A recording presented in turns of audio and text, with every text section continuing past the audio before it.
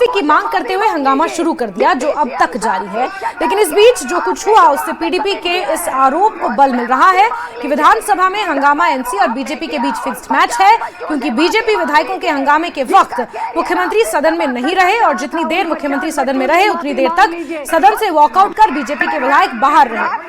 सुबह 10 बजे से लेकर अब तक की 6 तस्वीरें आपको दिखा रहे हैं कि विधानसभा की कार्यवाही शुरू होते ही किस तरह का रक़स और किस तरह का माहौल विधानसभा में देखने को मिला। बीजेपी विधायकों ने मुख्यमंत्री से माफी की मांग की, जिसको लेकर हंगामा शुरू हुआ। सकीना इत्तू, सुरेंद्र चौधरी और बीजेपी विधायकों के बीच जमकर बहस हुई, लेकिन तब मुख्यमंत्री सदन में मौजूद नहीं थे। हंगामा करते हुए बीजेपी के विधायक 10:30 पर सदन से वॉकआउट कर गए। जैसे ही बीजेपी के विधायक बाहर गए, मुख्यमंत्री आकर सदन में बैठे।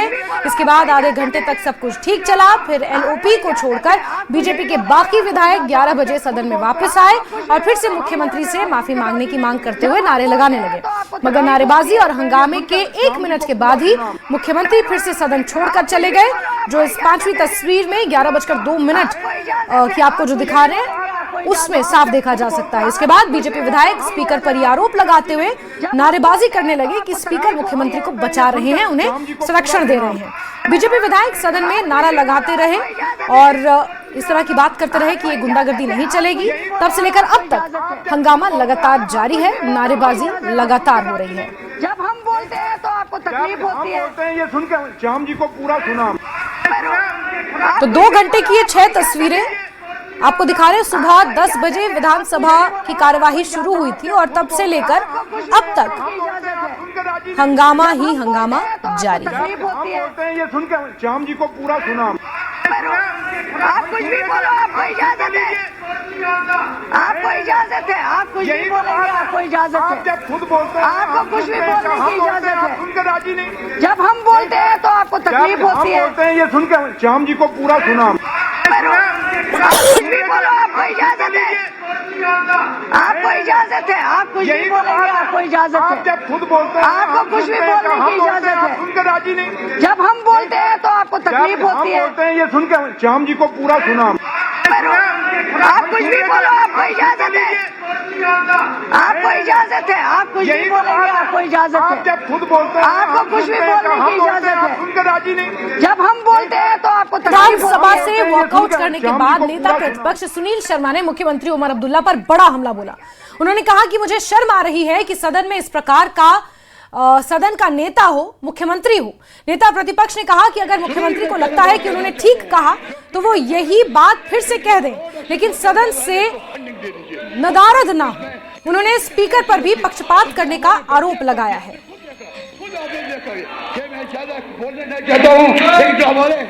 आज उन्हें अपने जो कहे हुए शब्द थे वो वापस लेने के लिए भी उनके पास समय नहीं है। हमने ये भी कहा कि अगर आपने उचित शब्द कहे, अप्रोप्रिएट वर्ड्स कहे हैं, आप ये कह दीजिए कि आके कि आपने सही शब्द बोले हैं, लेकिन है ही नहीं, गायब है, नदारद है। शर्म आनी चाहिए। बदकिस्मती ये कि स्पीकर भी बाइस्ड है, वो हाउस खुद नहीं चला रहे हैं, वो डायरेक्शन ले रहा है डिप्टी सीएम की, कैबिनेट मिनिस्टर्स की। अब अगला स्टेप क्या किया जाए, तो इस हाउस से क्या उम्मीद रख सकते हैं? बीजेपी बाध्य करेगी कि वो आप बोलो, जो आपने बोला है क्या वो गलत है? गलत है तो माफी मांगो। अगर आपने सही बोला है तो आप हाउस में बोलो कि जो अल्फाज आपके थे वो सही है। आप वॉकआउट पे रहेंगे या अभी वॉकआउट है, पूरा क्वेश्चन आवर हमारा।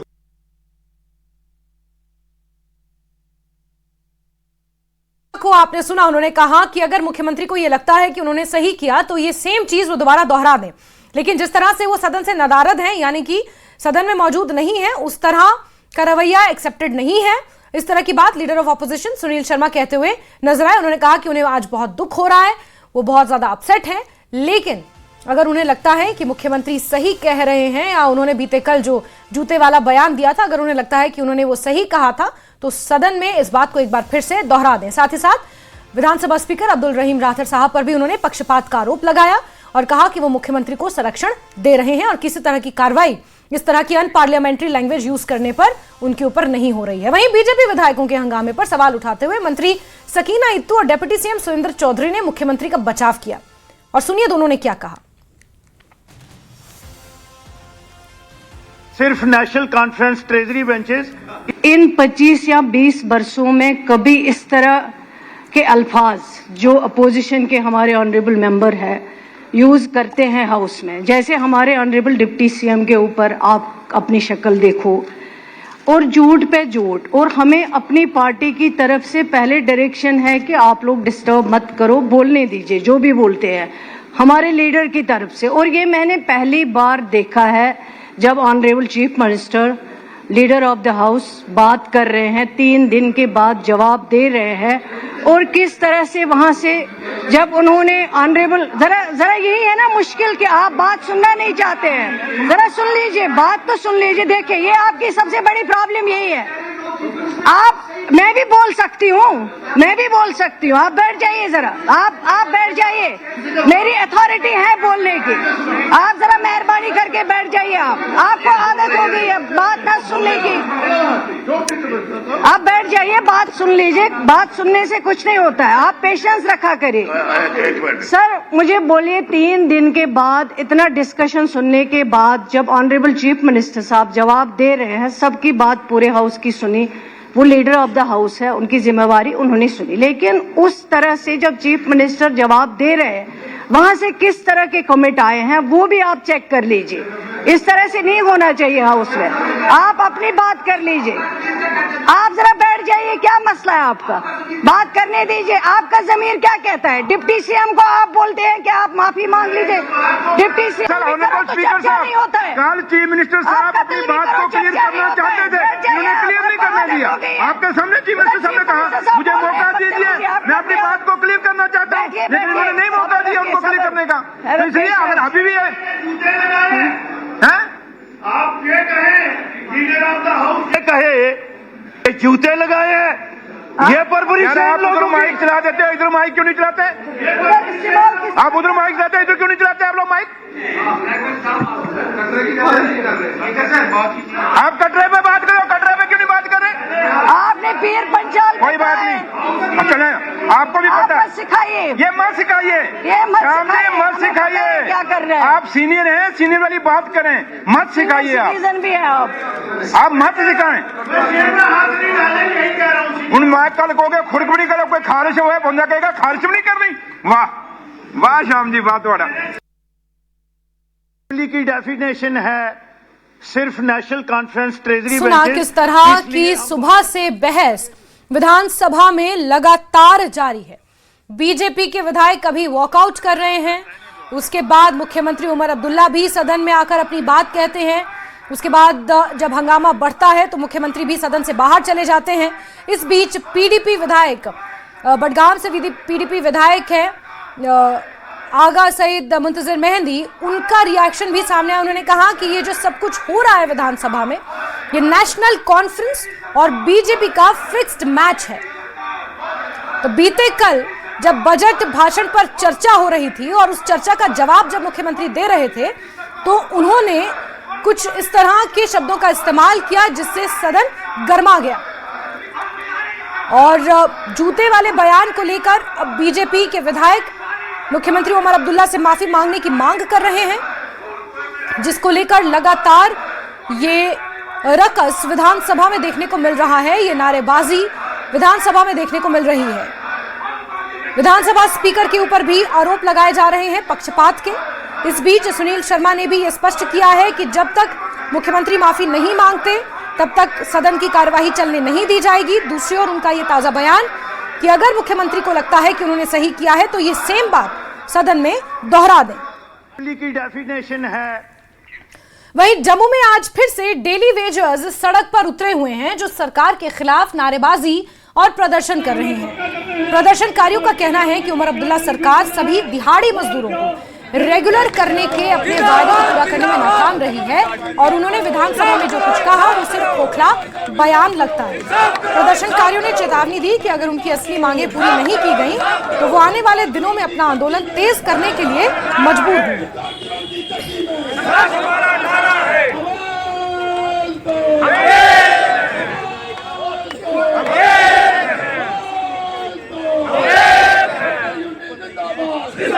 का लगातार ये प्रोटेस्ट देखने को मिल रहा है। जिस दिन बजट मुख्यमंत्री उमर अब्दुल्ला ने घोषित किया था, उसके बाद भी डेली वेजर्स का ये प्रदर्शन देखने को मिला था और आज भी उमर सरकार के खिलाफ डेली वेजर्स प्रदर्शन कर रहे हैं। बीते कल मुख्यमंत्री आवास घेराव की भी इनके द्वारा कोशिश की गई, लेकिन पुलिस ने इन्हें रोका बैरिकेडिंग लगाकर, और आज भी बड़ी संख्या में डेली वेजर्स अपनी मांगों को लेकर प्रदर्शन कर रहे हैं। प्रमुख मांग रेगुलराइजेशन की है, जो 2 दशकों से डेली वेजर्स कर रहे हैं। 29 ऐसे विभाग हैं, सरकारी विभाग, जिनमें डेली वेजर्स की संख्या लगभग 1 लाख के आसपास है, और जम्मू कश्मीर दोनों ही जगह डेली वेजर्स इस मांग पर अड़े हुए हैं कि उनकी मांगों को पूरा किया जाए और नौकरी पक्की यानी कि रेगुलराइजेशन की मांग को लेकर और उसके अनुरूप जो भी उनका मानदेय बनता है, जो भी उन्हें फैसिलिटीज बनती हैं, वो मुहैया कराई जाएं। ये डेली वेजर्स की मांग है और आज भी जम्मू में डेली वेजर्स का ये प्रदर्शन देखने को मिल रहा है।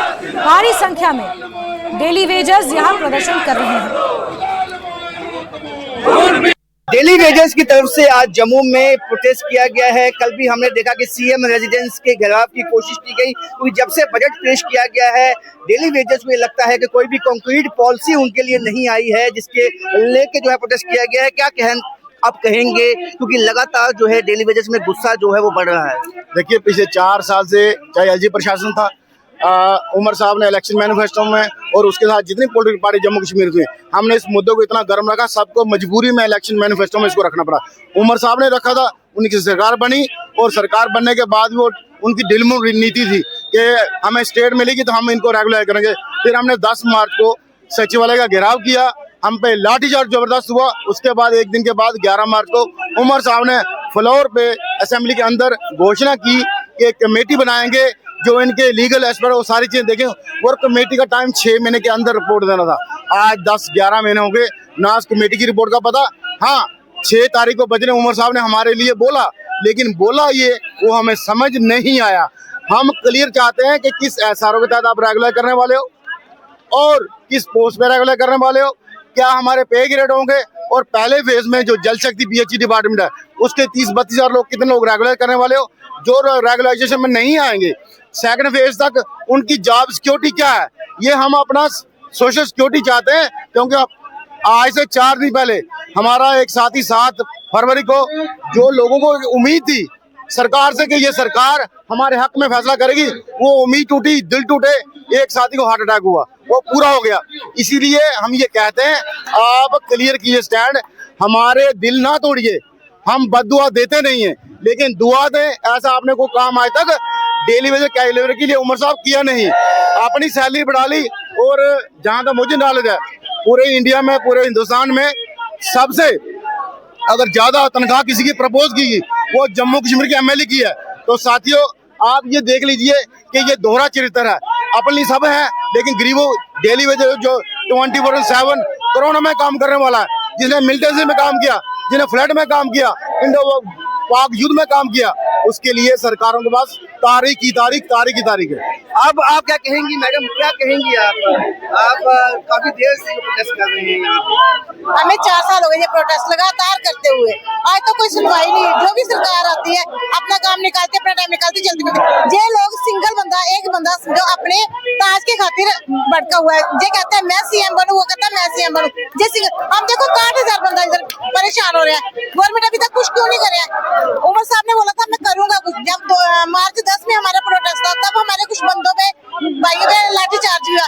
तब उमर साहब ने या तो जल्दबाजी में, जब परेशानी में आके हमें एक उम्मीद जताई थी कि हम एक मीटिंग करेंगे। कब तक आपका ये प्रोटेस्ट चलेगा? जब तक हमें रेगुलेशन पास नहीं मिलती तब तक हमारी वापसी नहीं होती, तब तक। तो जब तक नियमित नहीं किया जाता इन डेली वेजर्स को, तब